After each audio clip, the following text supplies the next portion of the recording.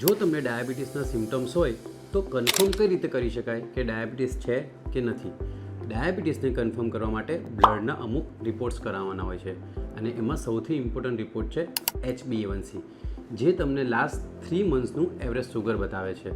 જો HbA1cનું લેવલ 5.6% કરતાં ઓછું હોય તો એ નોર્મલ કહેવાય છે અને જો એનું લેવલ 6.5% કરતાં વધારે હોય તો એને ડાયાબિટીસ કહેવાય છે.